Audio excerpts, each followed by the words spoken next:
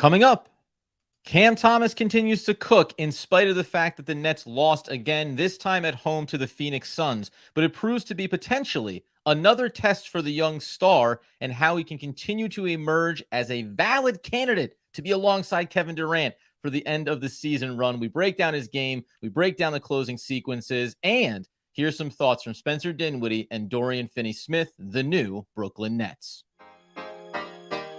You are Locked On Nets, your daily Brooklyn Nets podcast. Part of the Locked On Podcast Network, your team every day.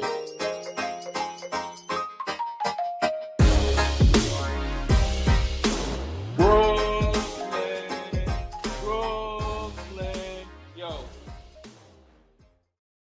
Yes, my friends, it is the Locked On Nets podcast right here on the Locked On Podcast Network. It's your team, the Brooklyn Nets, every single day. Over there, you're going to find Doug Norrie, owner-operator of DFSR, for all your daily fantasy sports rankings from DraftKings to FanDuel. He's got you covered.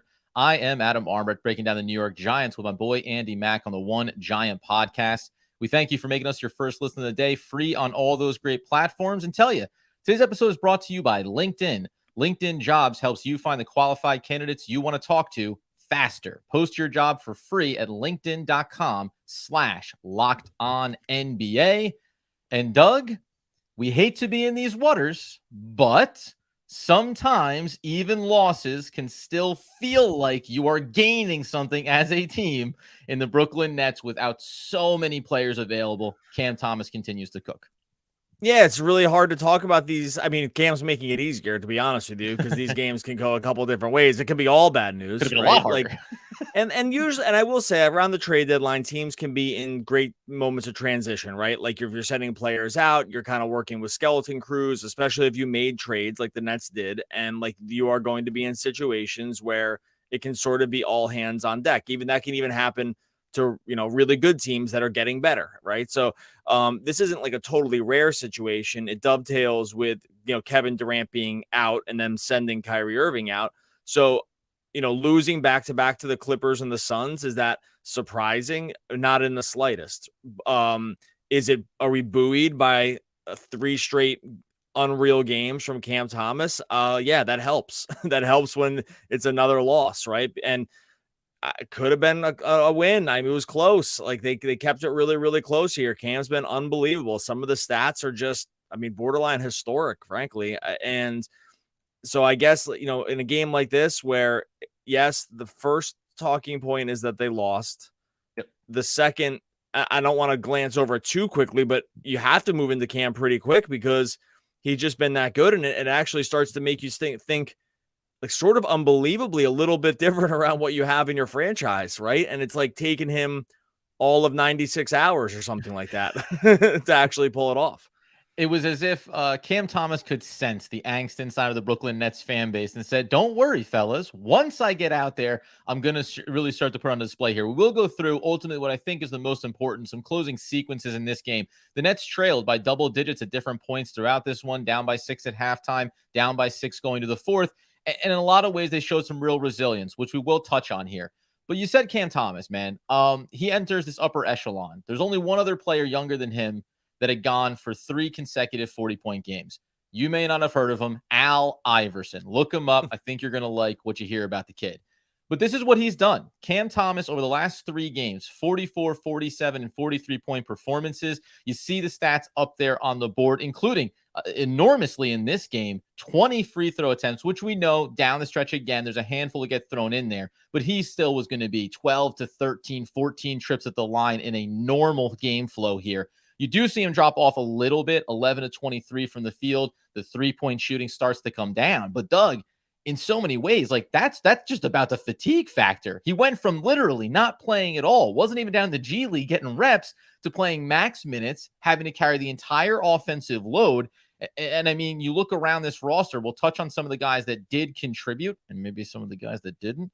But ultimately, like, this was a one-man show. It was either, Cam, you're going to keep us in games against the Clippers, against the Phoenix Suns, legitimate, deep playoff run type caliber teams, even if some of them have different records than you would anticipate. And he was able to do it. Like, again, this is like the old, is the spotlight too bright? Well, clearly not, right? can he be clutch in big moments? Clearly the answer is yes. And now, like, again, the question becomes, is this dude just now like a starting player in the NBA, regardless of what the Nets choose to do with him? Like, I know it's not just the 3 games. It really is like watching those 3 games and kind of having to accept that this is a different dude than what we thought, to your point, 96 hours ago. Yeah, man. I mean, like some of this is a repeat. He's just doing completely different stuff also. Like, so the part where, you could see it happening last year and you could see it in your skills in the skill set. He is just in some ways a different player. He's shooting 3-pointers at volume, right? He's taken 25. Well, if you count the game before, he's taken 31 threes over the last 4 games. Like, that was just simply not something he was doing, even given massive opportunity last year. Right. Yep. Over the last 3 games, he has, let's real quick. Yeah, he's a 72% true shooting percentage, just as a reference point. Now it's a smaller sample size. As a reference point, the best in the league is 71%, and it's all centers that have this kind of true shooting. So if you just want like a place to kind of put it on there in terms of like what the shooting has been like, it would rank as the best in the league if you were able to do it for the rest of the year.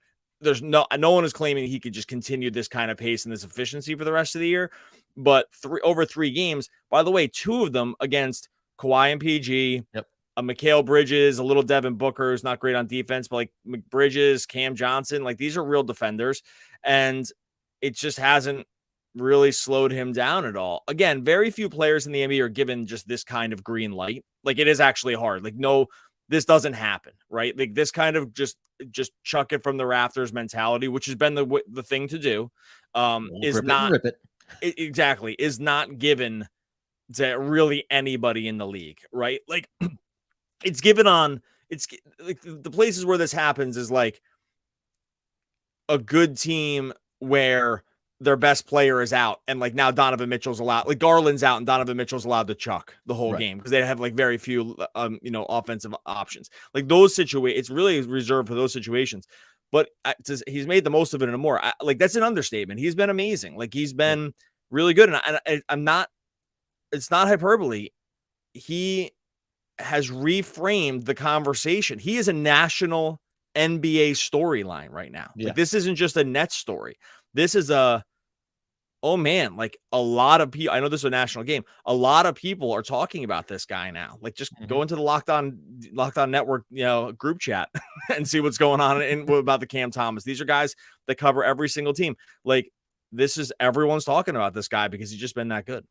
I let Nick Angstad know, host of Locked On Mavericks. He got played. You know what I mean? You're trying to make you think you're dealing for a star. It looks like you picked the wrong one potentially. It really is that kind of thing. And by the way, inside of these games, coming up in a second, we'll talk about the closing sequences here in the 4th quarter, how the Nets were able to maybe kind of extend this game a little bit. Again, a game you could have been blown out in, and you wouldn't have even batted an eye around it. Instead, they had a real opportunity. And just on Cam Thomas too, these 4 games, if you want to include the Boston matchup there where he played only 24 minutes. The minutes have only ramped up over these last couple, but still shooting 14 of 25 from beyond the arc across these last 3 games alone. And it's just your point, 54%, even including the 1 of 6 performance against Boston. So I listen, we had this debate around whether or not seeing him was an indication of what he wasn't showing in practice and the ability to earn minutes. And I think I do wonder if the other side of it is, when you have a guy like Kyrie, there's not the need for this version of Cam Thomas. And there's not going to be a need for this version of Cam Thomas when Kevin Durant is back on the court either. Not to this volume, but you're going to need this level of efficiency. You're going to need this level of productivity. So coming up here in a second, we'll dive in not only to the closing sequences, but also a couple other stats here that I think you can look at from Cam Thomas and think the way it can complement when you have the full host of players here, including Spencer Dinwiddie and Dorian Finney-Smith, who we'll touch on at the back end. All right, before we get into that, going to tell you about our friends. I'll tell you about our friends over at LinkedIn Jobs. If you're a small business owner or hiring manager, you know that success in 2023 first means seeing if you can get a guy like Cam Thomas on your team, but second depends on the team members you surround yourself with. That's why you have LinkedIn Jobs. With LinkedIn Jobs, you find and hire qualified candidates more efficiently by matching open roles with people who have the skills, values, and experience to help you achieve those goals. Maybe you need a 6'3" point guard from LSU to just knock down triples all game and just go absolutely crazy with the efficiency. LinkedIn Jobs can help you with that. They can also help you with your actual business also. It helps you quickly attract qualified candidates to your open jobs with targeting tools. It goes beyond the resume data, uses insights from your job post to match you with up to, or they scan the 875 million member profiles to put your post in front of the most qualified candidates, identify the most qualified candidates at LinkedIn Jobs and connected them fast and for free. Small businesses rank LinkedIn Jobs #1 in delivering quality hires versus leading competitors. LinkedIn Jobs helps you find the quality candidates you want to talk to faster. Post your job for free at linkedin.com/lockedonnba. That's linkedin.com/lockedonnba to post your job for free. Terms and conditions apply. Okay, so the first thing before we get back into Cam Thomas here, there's the closing sequences of this game. And it is relevant in the idea that just like the Clippers game, there were moments when you thought, well, this one's really going to slip away. And this roster found a way to battle back. I said it before, mentioned the name, TJ Warren. He ended up being the Edmund Sumner of this game. Edmund Sumner ends up not playing as many minutes. There maybe is some head scratching to go around that, but he's also a guy that hasn't seen the same volume put on his shoulders as he has over these last couple of games. So you get some of those performances. You get more Nick Claxton in this one too. I'm going to try to avoid talking about Ben Simmons if we can, because there's not much to say there.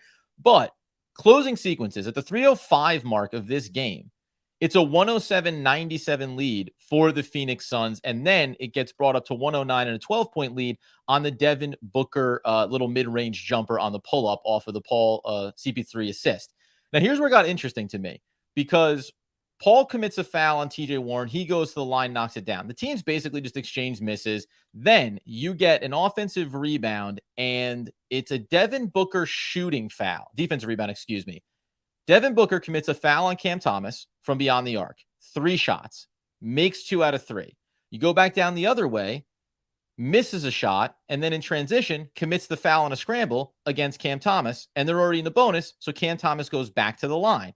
He then commits another foul down on the defensive end, that is Booker, against Cam Thomas in the lane, putting him on the line, combined with going the other way as you start to get in this swip, swap, trading foul shots to extend the game. He also misses both of his free throws. And I'm not here to knock Devin Booker, but in the old, it's his first game back. So, he's going to a little bit knock off some of the rust there. But just in the old, this is the Cam Thomas show. And all you need to do is play consistent, smart basketball, and you'll win by 10. Like, this game would have fizzled out very quickly. And instead, Booker was a big component of extending this one. Thomas goes to the line a few times. Ultimately, it gets away from them in those sequences. And oddly enough, man, it was CP3. If you want to talk about what overwhelmed Cam Thomas to go along with the fatigue, it's that CP3 was just picking his pocket a handful of times in these late closing moments. He was doing a really good job. It's familiar to when we see Ben Simmons, not to give him a compliment here, but he always does this, trails the play, and you just kind of don't notice that he's there, and then he's poking it out from behind. He did it to Cam a handful of times, having a hard time keeping his hand on the ball. And that's really what had this one unravel here. But for the most part, I thought there was pretty good composure from Cam, from everybody, to be able to stick to this and find a way to drag this one out and make it a much closer battle than Phoenix ever thought it would have been coming in. Yeah, during that stretch, it did look like Cam was getting a little gassed, and probably just getting a loose with the handle. That will happen. I mean, the guy's been doing everything. It's not faulting him at all. Like, CP is going to take advantage and try to just shoot every little angle. That's what he's done his whole career. So I think it was 3 out of 4 possessions or something like that, where it just kind of got ugly and they kind of got bogged down into the mire, to the point where actually when that happens, and this is a testament to the Nets, when that happens, I was of the mind, I was like, okay, it's over. This is what happens. They kind of ran out of juice. I'm not surprised. It's cool. I'll make peace with it here, because it's just eventually it just kind of runs out here, right? Cam's sanity can last only so long. And at that point, and it's just going to, and again, that's just going to happen. So for them to actually come from that point and still kind of come back, I mean, Booker missed the 2 free throws. That kind of helped them stay in there. They had a couple just weird possessions. For them to even just show the resiliency to stick with it, I thought was still a testament. Again, still an L, but I'm just judging it by my own feelings at the time. My own feelings were when Cam was struggling to get into his shot, and it was very clear that Phoenix had honed in on the hey, we kind of know what's happening here. Right. Like this is Only the whole. took us 3+ quarters. Oh, it's Cam Thomas. Well, it took him like multiple games here. It's like, right, but it's like we know what the play is. Same play, kind of. It's like, Cam getting into switches and trying to get into the lane and work his way in. The fact that it still was a game after that, I think is a real testament to the resolve. And I do wonder how far this extends to just like the overall team. And I guess we'll talk about KD shortly, but about like what you take from a high level about this team. Cause we get with these confusing times. Cause on the one hand, you're like, this is super scrappy. This is great. On the other hand, you're like, this isn't like so far away from the actual team. Right. And I don't know. It's just weird. So that's the interesting thing to me. So real quick, just on the rest of the rotation tonight, it was one of those nights for Royce O'Neal. When the shots don't fall, they don't fall. 1 of 6 from beyond the arc, 3 points in 29 minutes for him. Did dish out 6 assists for whatever that's worth, but you didn't get a lot of contributions. Mentioned Claxton. This is how you know the player is good and he's reached a certain standard. Gave you 13 and 17 on the night, and you don't even blink at it, right? Only player outside of TJ Warren off the bench who was positive in the plus minus. Warren over 22 minutes, 6 of 10, gave you 17 points. You needed more out of somebody else in this game. And it's to your point, you got 2 guys effectively. I mean, Nick Claxton doing his thing consistently, but from a pure scoring standpoint, it was Cam Thomas, a little dose of TJ Warren, and he stepped up in the fourth quarter when you saw Cam starting to lose his gas, but there was nothing else to go to there. And it is interesting because we're going to talk about Spencer Dinwiddie and Dorian Finney-Smith coming up here. But to your point, this is mostly the team. Like, and we know, I think there's a real reason why you want to get back specifically a guy like Spencer Dinwiddie. But how do you think that Kevin Durant from afar is looking at these last few games? The Wizards, same type of scenario. You get the W. 2 really tough teams from the Western Conference. You battle, but you come up short. I can paint a very easy picture where if Kevin Durant plays the last 2 games, the Nets win. Oh, yeah. And if you paint that, if you tell me to play these types of games all the way down the rest of the regular season, the Nets win, right? So there's not a lot of doubt in my mind around that. But do you think that Kevin Durant views it that way? Or was the trade, from the trade on, it was just, hey, and we've heard this getting talked about, we'll extend this to the next segment. We're having conversations, we're having these discussions, and maybe whatever that writing is that's on the wall is being put in permanent marker, not pencil. Yeah, I guess we can dive into some of those rumors here in a second, but I will say just from a team perspective, just to keep it on that group here real quick, yeah. and just to see from a basketball perspective, I took these performances as more gritty than great, right? It was these are gritty performances, and it's nice to see it. I do wonder a little bit around, and look, this is totally unfair, I'm realizing, because Dinwiddie and Dorian Finney-Smith, I thought should have played probably this game. I maybe they're keeping him out because they might be involved in another move here, right? Maybe they're on their way out the door. I'm not sure. Or maybe it was just what they said anyway is that they traveled from wherever the last game was for Dallas overnight. They arrived. They had physicals yesterday and today. So if you want to take it at face value, it's just why push them for this game, I guess. And frankly, yeah, maybe you just add those 2. Maybe forget even Durant. Add those 2 guys to the mix. They would have loved to have DFS in this game specifically. Yes. Just a switchability. They were getting kind of he can kind of hold his own against some bigger guys. He can switch out to dynamic guards. He would have been even more than Dinwiddie, I think, in this game would have been probably a difference maker on some of these offensive possessions where they just really, really could have used his length and athleticism. They just, again, didn't have enough of that. So maybe I'm just a little out ahead of my negative skis here about looking at the team. Cause it took me 2 seconds to forget these other guys that are supposed to be playing that are real NBA rotation players should have been in the mix. And I still kind of do wonder about the ultimate upside of the team and what Durant thinks. Cause I think that is, after the great story about Cam, that really is the most important thing, right? Sorry, it's not even after Cam. Yeah. Durant is the most important thing. The Cam story is a really nice story, and it's amazing. And it's going to be more than a story here. It's he's played himself into real rotation minutes, but they just, again, we're sort of stuck with the Nets around Short term, absolutely loved what you saw from some of these guys, but it doesn't all the way fit the long term picture. And I feel like we were 3-4 years into this with this. Well, it is funny because like isolated, I'm really enjoying watching these games, and the second the game ends, it's when all the other thoughts come back, right? Everything else comes back the second the game is over. You go, oh, that's right. So coming up here in a second, we will hear from Dorian Finney-Smith, from Spencer Dinwiddie as they met with the media, having joined the Brooklyn Nets. Dorian Finney-Smith has known Cam Thomas since he was just a wee 10-year-old boy. So there's some connections there as well. And then we'll dive in on these Kevin Durant rumors and what we think is going to unfold over the next few days. All right. Before we get into that, I'm going to tell you about America's #1 sports book. That is FanDuel. Really excited about our new sports betting partner for Locked On. They're the #1 sports book out there, FanDuel. And if you're new to FanDuel, that's even better. So many great features that make betting on sports fun and easy. You download FanDuel right now so you can bet on Super Bowl 57. Heard of that? With a no-sweat first bet, you'll get up to $3,000 back in bonus bets if the first bet does not win. FanDuel lets you bet on everything from the money line to point spreads. Who will score the touchdown? If you go into Super Bowl 57 right now on the FanDuel Sportsbook, something I like here. So I think I'm still probably overall in the Chiefs, but there's a part of me that wants to kind of get into like Philly just completely attacks it on the ground. KC's kind of like middle of the pack against the run this year. Maybe you same game parlay rushing touchdowns for Jalen Hurts and Miles Sanders. You put those together plus 371. I'm kind of into that. I think you can know right now. You're going to know right now that that's what I'm going to be rooting for over on FanDuel. So when you're watching the game, go and sign up yourself for sure. But know that I am also rooting for these rushing touchdowns from the Eagles, guys. And take the Jalen Hurts under passing yards, my friends. I think it's around 238, if I'm not mistaken. It's what we call correlation, my friends. Correlation.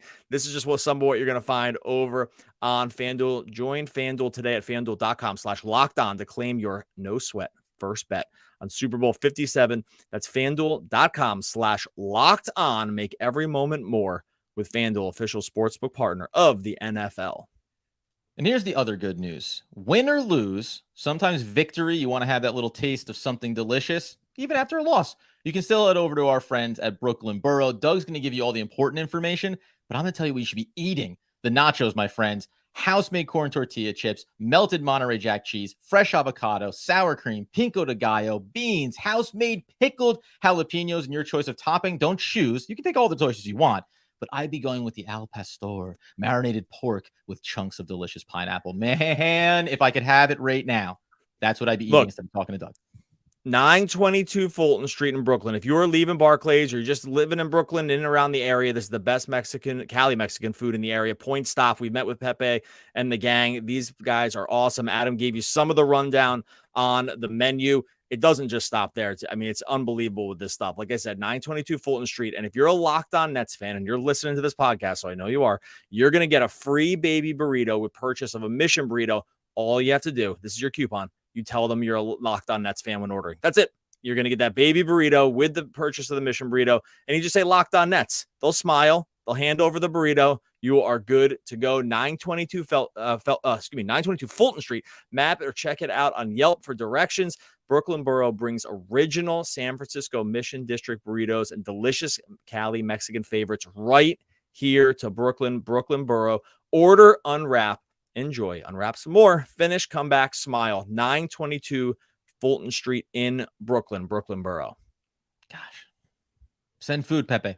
Anyway, we turn our attention then to, okay, so let's start with the incoming comments from Dorian Finney-Smith and Spencer Dinwiddie, and then we'll unravel some of the speculation that's going on right now behind the scenes, because it's been a bit of a whirlwind, including getting some updates around where the Toronto Raptors stand right now, which has obviously been a big part of the speculation, Pascal Siakam and what their plans are at the deadline. But first up here's a little taste of one Dorian Finney-Smith, the man that we would have liked to have seen out there in a matchup tonight. My role on this team, I guard the best player on the court, and I take a challenge in that. I can guard multiple positions. I can play multiple positions. You ain't got to draw up a play for me. I'm gonna find ways to, get the ball and be aggressive.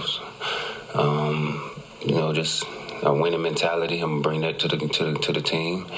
And as far as Cam, great dude, still learning, but he a bucket. I mean, he always been scoring the ball since he was a kid. So, seeing him put up points like he is not surprising. I know I could probably help him a little bit, here and there on the defense end and stuff like that. But, and I ain't a man with big words like Spence, so don't expect me to talk much. And that there at the end is Spencer Dinwiddie, who we'll hear from in a second with his chuckle. The very first thing for me is just that we have never had a big man or a guy that we consider in that presence, that vein, which I know Dorian Finney-Smith isn't that, guy. We never have a demonstrative one. Like Jared Allen used to play video games and just kind of keep to himself. Nicholas Claxton is sort of evolving in that. But in terms of like a demonstrative personality, I wouldn't expect it from Dorian Finney-Smith, more like the sleeping kind of monster. But what I did love is him saying, I don't need plays drawn up for me. Like, I'll figure out a way to impact the game. I understand exactly what my role is. And if we're thinking about, I know we didn't bring him up here, but if we're thinking about what Ben Simmons isn't doing for you right now, having someone, especially on the defensive end, to pair with Nicholas Claxton and say, hey, let's extend our versatility here in terms of the matchups and the assignments and how we want to approach that. Like, I am very excited with that, and combine what we heard from Nick Angstad on our crossover around exactly what this guy is and how he does fit a very specific void that the Nets want to fill. Yeah, again, I said it before. They could have used him tonight. He would have been just kind of one of the ball stoppers that they need. He's not exactly point of attack, but he's going to be super switchable, probably almost 1-to-5. And the defense that they already want to employ, they did go to zone a little bit. They had to in this game, like because the Ayton just kills them on the switches, and that happened last time they played, and it happened to some degree this one also. They just kind of get caught in between. They don't just have the right personnel, but with Dorian, and this is why I wanted Finney-Smith to be able to play in tonight. Like even Spencer, like let Spencer rest. Like let's just get DFS out there. We need him. We need him to be able to switch and kind of handle some of these assignments. So I'm all for it. I know Nets fans are going to be really excited about this. Most people, if you watch any NBA or into the NBA at all, you already know this name. So like this really shouldn't be coming out of nowhere. And like he's made a career on defense. And there's a reason we said when he traded for him that these guys aren't the stars, but every team needs these guys. Like that, and that's just the way it's so funny about how the NFL. It's so funny how the NBA works, NFL too, I guess. But the reason I jumped in with the NFL is I was going to make a comparison, which I was going to say like there's a lot of guys on the football field that you just like you need a great offensive line. They're not always all household names, but right. If you don't have them, your team's garbage, right? And so you don't notice when you do have them, you notice when you don't, right? Because it affects so much else. Yeah. And not to compare like the skill set and everything, but like there's just a reason these guys like exist right around this range and they're so valuable. Like teams always want these guys, and why Dallas fans were bummed when he left, because they recognize when they're on your team, you really know it, right? Like this is why we all knew Claxton early. Like when the defensive stuff's happened, it's like Nets fans were so far ahead of the Claxton thing about like defensive player of the year and all this, because we're like watching it every night. Like, oh dude, it's real. Finney-Smith, like not exactly probably on that same level, but like, I don't know. He's a really, really good defender. So when you hear this, who knows what happens with him long-term? Like if he sticks through this trade deadline or not. I suspect he does, because I think they just know, hey, these are the kind of guys that you're always sort of looking for, right? And you're desperate for them at times. So I'm just excited to have him out there. I wish he played tonight. Let's hear from Spencer Dinwiddie returning back to the Brooklyn Nets, and then we'll close out the episode touching on Kevin Durant. And it's something that will probably carry over, obviously, towards the deadline and into our post-podcast episode on YouTube, which is where you should be subscribing and turning on those alerts.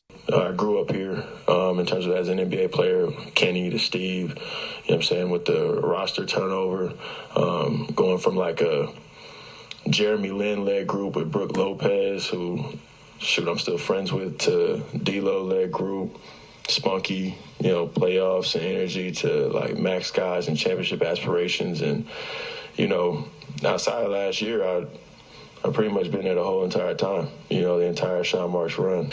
In general, it's probably pretty self-explanatory, right?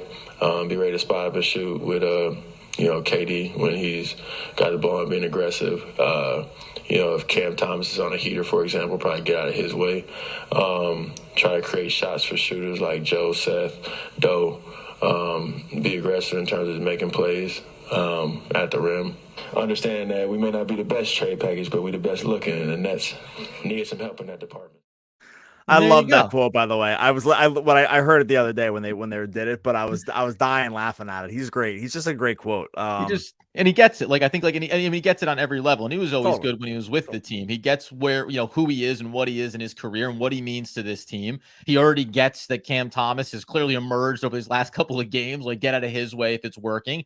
And to your point, well, maybe you didn't need, Dorian Finney-Smith would have been the best guy to have this game, but you can already picture, if you think about having Spencer Dinwiddie on the floor in these scenarios, it alleviates what you need of a Cam Thomas. It alleviates the pressure on a guy like Kevin Durant every single game when he comes back healthy. And it alleviates in a lot of ways. I think we'll talk about this going forward here, but the hierarchy of this roster is going to change with these two players coming onto this team. Like, I think you're going to see a pretty substantial shift in the way minutes get delegated going forward. Before we do close out, let's just make sure we get this into the official podcast episode. Kevin Durant obviously has been having discussions internally with Joe Tsai, with management, with Sean Marks, and discussing the future here. It's tied in with the fact that the Toronto Raptors don't seem to be willing to budge. They're looking for a sizable package. And now most teams, with the possibility that Kevin Durant will be available in the offseason, are backing away from doing anything substantial at the deadline as well. So, as has been the case in the last couple of seasons, last couple of off seasons, everything kind of runs through Brooklyn here, and a lot of teams are waiting to see what happens with Kevin Durant. Yeah, I don't think anything's going to happen with the deadline. Been wrong about this stuff before, so would be unhappy to be wrong about this, obviously. But I just think these kinds of deals, unless it's like so expressly stated by the player leading up to this, like this just doesn't happen in this timeline. He's just too good of a player. He's on too long of a contract. You'd actually need time, I think, for some of these teams to like muster all the decision making around trading a guy like that. And I think it's like a little different for Kyrie, right? Like the team list is going to be a lot shorter, right? Like there's just going to be only so many teams that are going to be interested in it. Durant has not formally asked for something. It's now Tuesday evening. We're less than 24 hours from the trade deadline, so I don't think that's going to happen. Now, what happens to the trade deadline or what happens after in terms of his coming back, what is going to look like the future? Definitely. I think there's still lots of reasons to be nervous here around like what he goes into the offseason. But I think for all parties, it just makes all the sense in the world to see this through the season and then just see what happens. Right. I think that's where they are. Right. I assume. Yeah. He's just too good. Like we're recording this Tuesday at 10:11. I just think he's too good that I actually honestly think that even if he asked for the trade right now, they still wouldn't do it. Like even if he said, I want to be traded by the deadline, I think they would just do what they did last year, which is we're not doing it, but we'll do it in the summer, or something like that. I assume that it's what are the options here? They're having what are the options here, right? If I wanted to, what would it look like? How could this be? And I'm sure, to your point, Sean Marks are saying, listen, it wouldn't be viable to do it right now. We have a couple players. We're trying to make a potential another move, and then we'll see. We'll see. We'll come right back to the table with you, and we'll figure it out. And it is different than James Harden, than Kyrie Irving, not only because Kevin Durant is under contract, but because I think there's still a good relationship between ownership, management, and Kevin Durant, where if he wants to leave, they will sort it out as opposed to something contentious. And I think that's very much on the table. I just don't think it's going to happen now. Yeah. And I'm not positive it's going to happen, but I just don't think if it were to happen, it's going to happen now. And I think these teams are smart by like putting it out there that it's like, hey, they're interested, because that just worst case scenario just sows seeds of discord sort of around the team. Right. Yeah. Like, so you could even just play like a psyop here where it's like, we're interested. And then you just get people talking about it and gets the team in a flock. Yeah. Like, I think there's real reasons just from a chess piece movement to signal that you're interested in Kevin Durant, even if you don't really mean to do it. Right. Like, so I think there's like other pieces that go along with it. So we'll get more into it tomorrow, but that's kind of where I land. And obviously on Thursday, I'm saying tomorrow, so you're listening on Wednesday, and then obviously on Thursday leading into the trade deadline. Yeah, that does it for me, man. You can get us on the podcast. You can find us over on YouTube. Doug usually does this, but I'm going to help him out here. Remember, if you're watching us live on the postgame on YouTube right now, go ahead, click subscribe, turn on the alerts, because we do the podcast, and then there's this whole other thing that happens when we stick around after the podcast wraps up to interact with everybody. You've been helping us drive towards 5,000 subscribers. We absolutely appreciate that movement on it. So make sure you go subscribe over on the YouTube channel and also on your podcast feed. And I'll let you know that if I was going to describe Spencer Dinwiddie, it might be like this: smart, funny, sweet, nice to his family, good looking in an adorable kind of way. That's author Penny Reed. Oh, one of the all-time great poets. We will be back again tomorrow on the podcast and in a few seconds on YouTube with more Brooklyn Nets basketball. Hey, it's the Post Podcast. I think, as we welcome everybody in, and you guys know the deal, at Locked On Nets, if you have a comment or a question, feel free to shout it out. I think it was smart of you and I to just kind of button up the episode with some conversation around Kevin Durant and what's going on, because I would have ended up spending the entire episode. If we had introduced it at the top, I just would have spiraled on all these possibilities. I am really curious about what is going to happen here, which, by the way, something we didn't mention is this here. I'm just going to throw up Gary, who said Kessler Edwards. Like, we didn't even mention this in the episode. He was traded. He is no longer a Brooklyn Net. And this is interesting too. I saw two things here. So in this move between salary and luxury cap relief, the Nets gained about $8 million in relief combined over that. And it'll take me a second here to pull this up, but former front office member Bobby Marks broke down what they accomplished in the Kyrie Irving trade as well, which is most directly related to the relief on the luxury tax. So, like, in this Kevin Durant conversation, it is a both and thing that's happening. Okay, the relationship is sour with Kyrie. We're moving on from him. Let's think about how it financially can benefit us here going forward, along with the draft capital. Likewise, Kevin Durant, Ben Simmons, like, all these things have 6 different legs to it. And I think that's why it's difficult to pin down one narrative and try to say, well, this is how I think that's going to turn out. Yeah, I just don't think we can pin it down. You're right that we kind of not messed up, but scooting past the Kessler thing was probably a mistake because like 9 talking points. Yeah, I know. There's just too much going on. And like, look, and like the trade deadline gets crazy. They're playing games. I've always felt like they should just take 3 days around the trade deadline and just not play, because it gets weird. It does get really weird, especially like having just done like bulking into the All-Star break projections on this stuff like forever. Like this week is so crazy because these teams play through this stuff, right? Like they play through all this movement, and sometimes you get screwed by the movement, and sometimes like kind of the schedule works out for you. So anyway, that's just my own little hang up around like what I think is wrong with the schedule. But yeah, like I do think there's almost too many moving parts with what's going on here.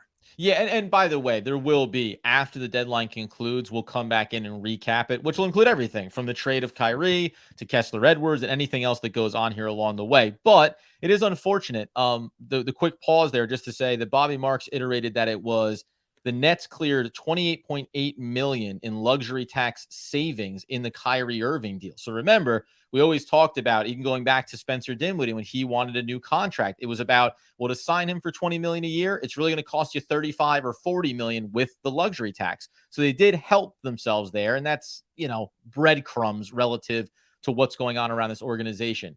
Specifically, just on Kessler, I will say, we've used this line before: life comes at you fast. Because it was only a year ago that he was in the starting rotation with Kevin Durant when dudes were out. And we were talking about, hey, he's got some 3-and-D energy to him. Can he continue to evolve?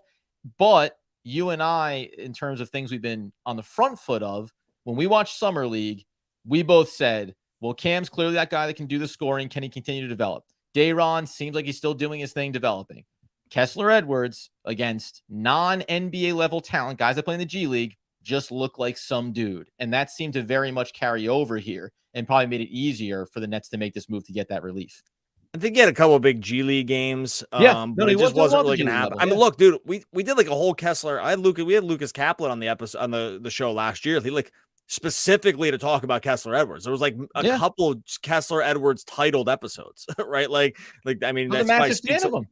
Yeah, like speaks a little bit more probably to what the season was like than like the actual upside on him. But, Lucas is like a really, really smart basketball mind. And we kind of talked about like sort of the X's and O's and the tape on him. And it was like, oh, there's a lot of encouraging stuff here. And sometimes it happens and sometimes it doesn't. I will say the Nets don't have the best You have to worry a little bit about like Cam not playing at all, and then all of a sudden scoring every point in the whole world and not being able to play, about like what the evaluation techniques are like. So I think that like maybe Kessler Edwards could have been the difference in tonight's game. Yeah, I'm not saying he was, but I will say when you have a guy that's basically not played and now is like the best scorer in the NBA, and you're like, so the difference was you just didn't play him. Like there is time? Some questionable stuff. I think, I don't know. This stuff can just happen, but yeah, I don't know. Here, I thought was a good one. I think you've shouted this out before, DG, somewhere in here of, do you get any Donovan Mitchell vibes without the hops off of Cam Thomas? Is it fair to say that like usually when you're like a bucket getter like Cam, I think there is a very, I don't call it generic, but there is kind of a standard skill set to be in a microwave kind of scorer. And then it's just about, can you do it consistently, and can you do it against the hardest matchups with consistency as well? Do you get Donovan Mitchell vibes off of Cam?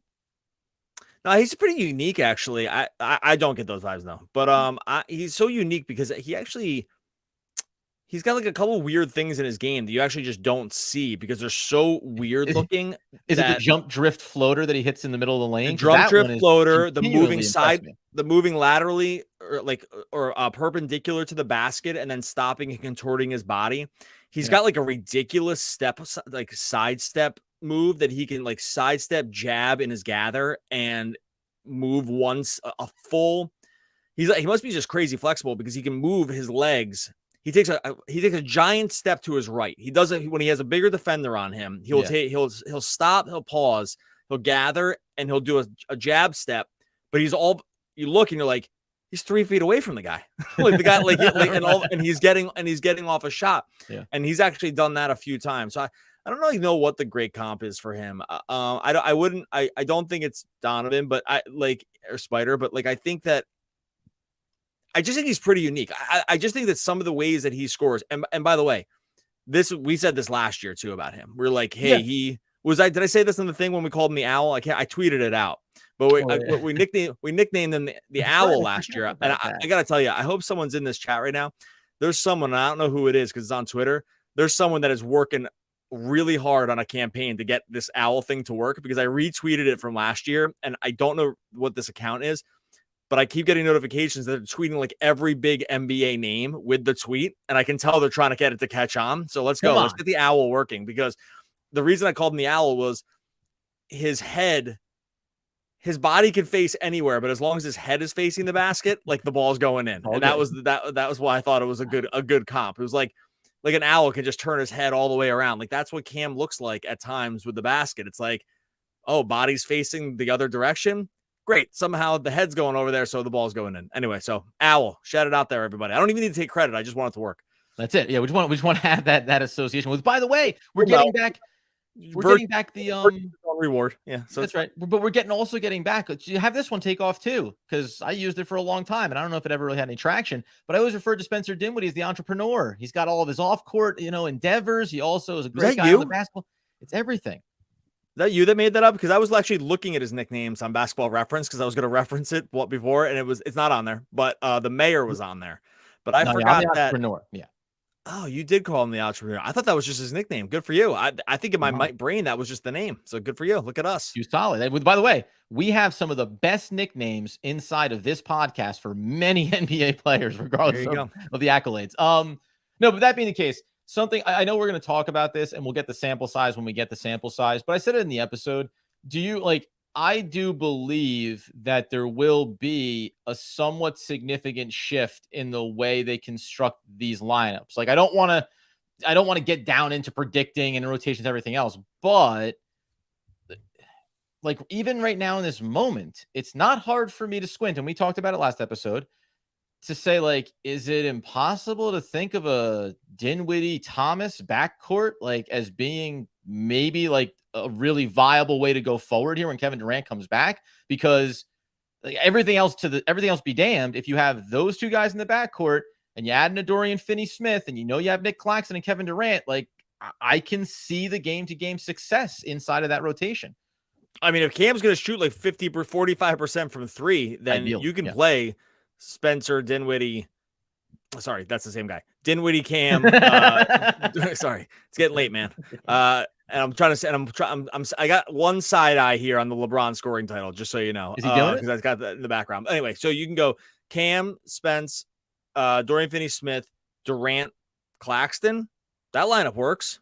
Like, there's enough scoring in that lineup and enough defense in that lineup. And those other defenders can make up that maybe Cam's is not the best defender in the world, right? Like, switch out Simmons with Claxton, maybe even too. Like, I think you can make that work, right? Like, I think Cam's played so well that he has to have minutes, right? Like, that's pretty clear. I think, and you feel fine about them. We are going to get some 1 for 10 nights, like 1 for 14s. Like, that's just going to happen. That's in his bag. But I think like their current makeup will allow him to play more minutes because they should have plenty of defenders at this point. Sorry, just real quick here. Oh no, I don't want to lose it. Here we go. This is from DG again. I tried to give Kyrie the nickname Cobra Kai. That's fantastic. It's a pretty good one. That and I mean, look, loves Kobe, was with the Mamba. Yeah. See, this is the problems. You can be strike hard, strike fast, no mercy, sir. That's a good one. Yeah, let's do it. You can be perfect. You can be absolutely perfect in your nickname. We don't have to spend much time on this, but did you watch Kyrie's first press conference with Dallas? Well, I'm going to tell you something. Here's the deal. From me to you and to everybody else. Oh man, we're even keeled about it. We don't hold grudges against anybody. We don't kick anybody on their way out the door. But I will say that just the fact that he was having a press conference, I'm going to leave it like this. He was having a press conference and it didn't have anything to do with me or the Brooklyn Nets. And like I said, when the trade happened, it felt like a relief because for whatever you think the mistakes that the organization made, some of his responses were pretty like, I was doing my best and they hated my guts, that nobody respected me. And, I did everything in my power to be the best possible teammate. And it, to me, did open it for some I'll say criticism, but it didn't make it difficult on the way out. I'll say that. Like, watching that press conference, I was like, well, that didn't make it very hard. Like if that was the goal, I was like, it just wasn't really a lot of self-reflection. And it was kind of like, everyone hates me and I want to go somewhere I'm respected. Look, here's the thing. Good. I'm not even taking a dig at Kyrie. I do think there's a part of the athletes. I was saying this the other day, not on the podcast. I think there's a part of these guys where the common person that does not play a professional sport will never understand, which is when you reach this level, you have to almost like, what's the word? You almost have to create adversity to keep yourself motivated. Like when you're this good, like you have to just believe that everyone thinks they're better than you and hates you and stuff like that. That's why I think it's why you see MJ series where he's like these narratives and the other guys they played against were like, I never said anything to him. But in his mind, he said that I almost, said I would kill your family if you scored a bucket on me. Like you build insane narratives to motivate yourself. It's like the supermodel that was like, everyone called me ugly growing up. I'm like, did they? Like, did they call you ugly? Because I don't think they did. Like, I have this feeling. Like, I just don't feel like it happened. But I do think there's a part of that. So I don't really begrudge the guys that walk out of a situation, especially at this level, and they're like still trying to dig deep in terms of like adversity, because I think that is what keeps a lot of guys motivated. I think Kyrie's thing is probably just like a little different, but I did find the press conference. I kind of laughed and I was like, yeah, this is kind of what I should have expected. Like it was just there was no self-reflection really. I don't think. No. Not that there doesn't need to be, for sure, but there also wasn't any.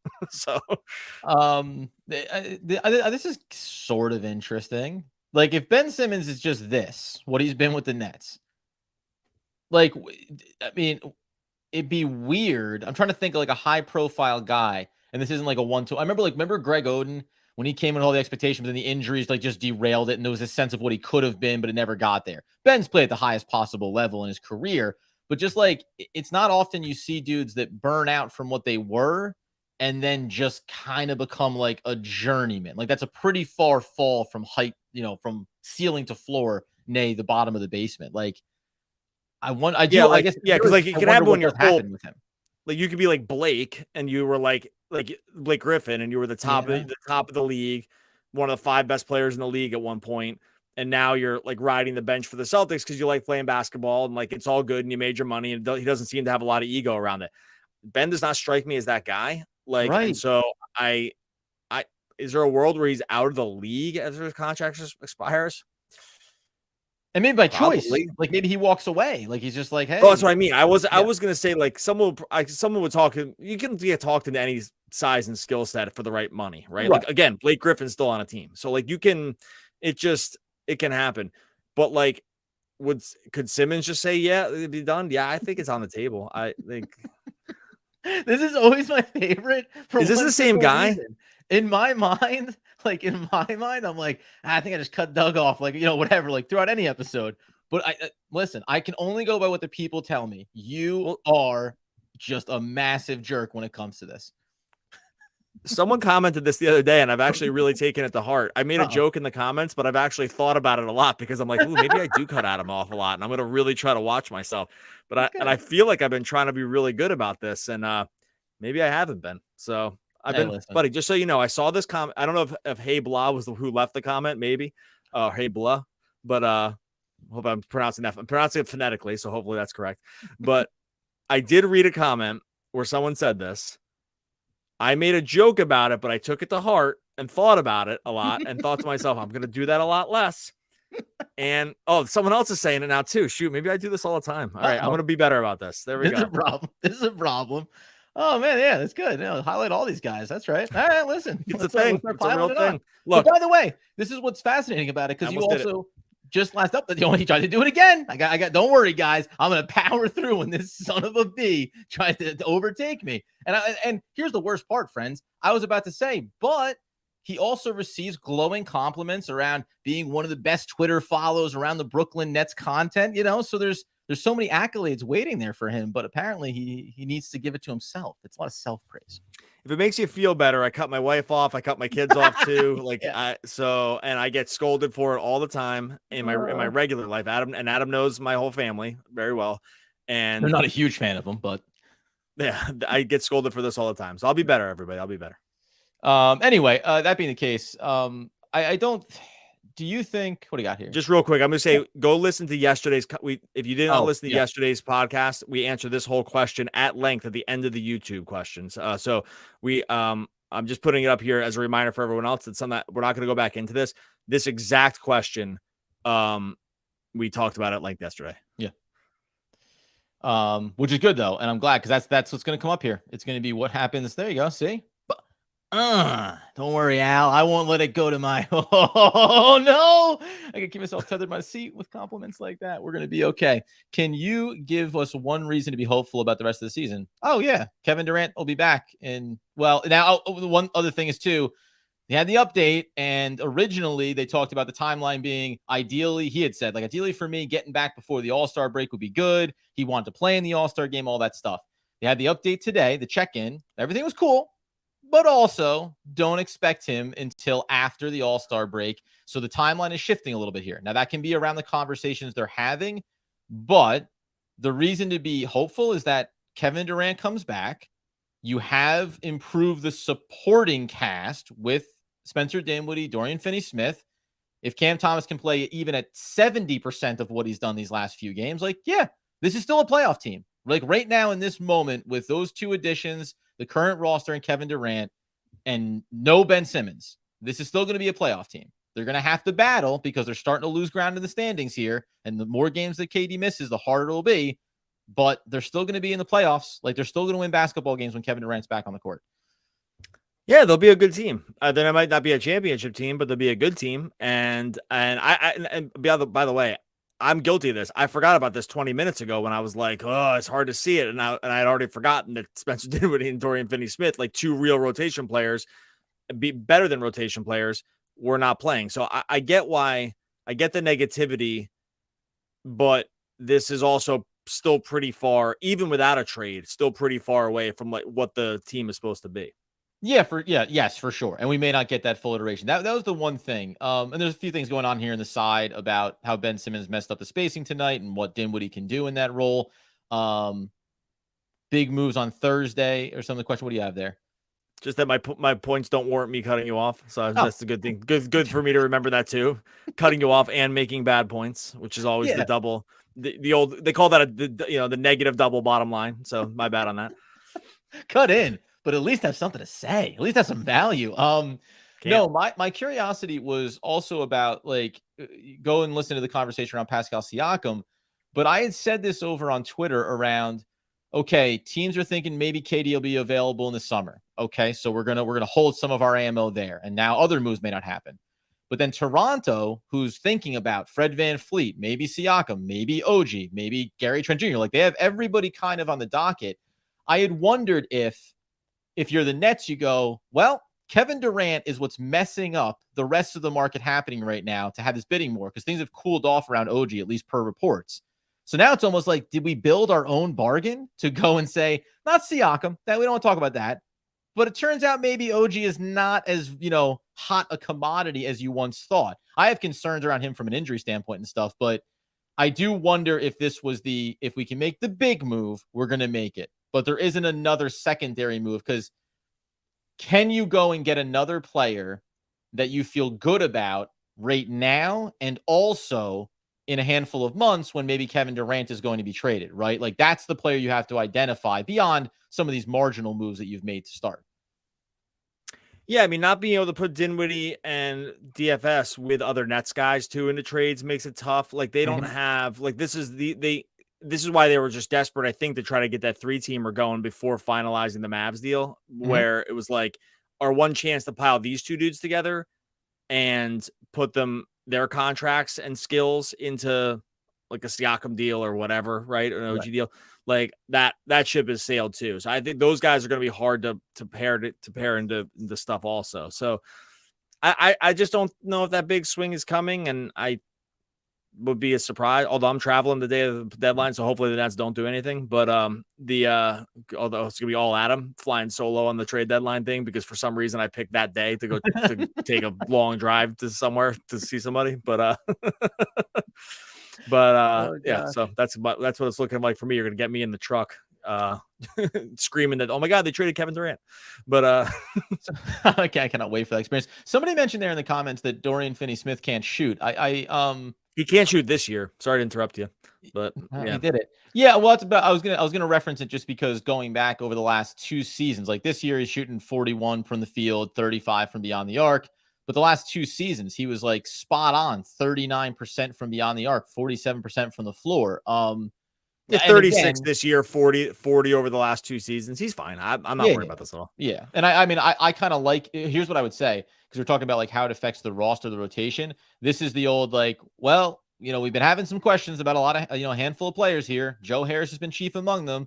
The old Joe Harris isn't seeing a lot of minutes on the floor, and here's a guy that can knock down the triple, not at nearly the same volume, even on his best days, but also has this other piece, which is defensive value, right? Transition value. And Dorian Finney-Smith, for a guy who can get the ball in his hands and like go at the basket. I'm not talking about facing up and taking guys off the dribble, but having another player that can be physical going towards the paint with like a little bit of size. Because right now, if you think about it, Ben Simmons doesn't do it at all.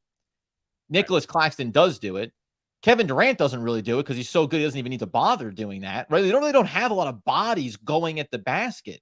So having a guy like that can be a little bit physical in that sense is pretty good. And I know it's like, hey, throwaway stat, but like he's good from the free throw line too. Like it doesn't hurt to have a guy that knocks down 75% this year at least, and he barely ever gets there. But it's just like all these little things add up to being, hey, it's an improvement to just purely supporting cast wise. This is an improvement on some of the other pieces that have either are not good enough or have been vastly underperforming this season. And there are a handful of those guys you can check, let alone that Utah's getting a check on his back tomorrow.